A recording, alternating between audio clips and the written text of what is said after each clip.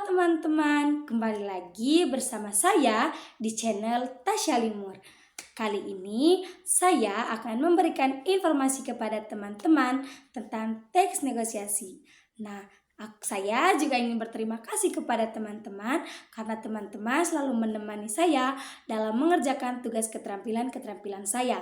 Nah, di kali ini saya akan mengerjakan tugas keterampilan bahasa Indonesia, yaitu menjelaskan materi teks negosiasi.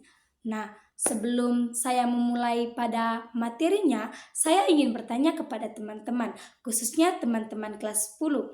Apakah teman-teman masih ingat apa yang dimaksud teks negosiasi, apa ciri-ciri teks negosiasi, apa manfaat teks negosiasi, dan tujuan dari teks negosiasi? Nah, jika teman-teman sudah lupa, nonton video ini ya, kita simak sama-sama. Tapi sebelum itu, saya ingin memperkenalkan diri saya. Saya Maria Anastasia Limur. Saat ini saya juga duduk di kelas 10 dan saya bersekolah di sekolah SMAS Santo Fransiskus Xaverius Ruteng. Nah, teman-teman, sebelum saya melanjutkan video saya ada satu pantun loh buat teman-teman. Dengarin ya. Ubur-ubur ikan lele. Jangan lupa like, komen, dan subscribe le. Nah, oke teman-teman, kita lanjut pada pembahasan materi. Yang pertama, kita akan membahas tentang pengertian teks negosiasi. Teks negosiasi. Teks negosiasi teman-teman, teks yang dimana di dalamnya terdapat interaksi antara satu pihak dengan pihak yang lain. Hal ini disebabkan karena adanya kepentingan yang saling berbeda dan bertentangan dan mengharuskan adanya penyelesaian atau keputusan agar dapat mencapai satu kesepakatan antara kedua belah pihak.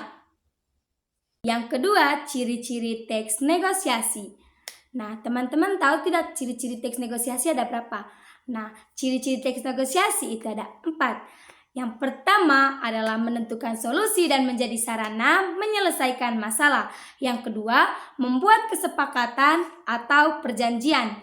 Yang ketiga, menghasilkan penyelesaian yang saling menguntungkan kedua belah pihak. Dan yang keempat, memprioritaskan atau menitikberatkan kepentingan bersama. Yang ketiga adalah manfaat dari teks negosiasi.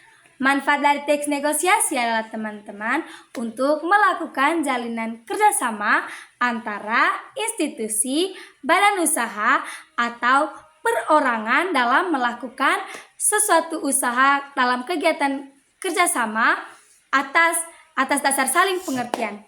Nah, proses negosiasi ini sangat bermanfaat bagi perusahaan karena dapat menjalin kerjasama untuk melariskan perusahaan dan perusahaan semakin berkembang.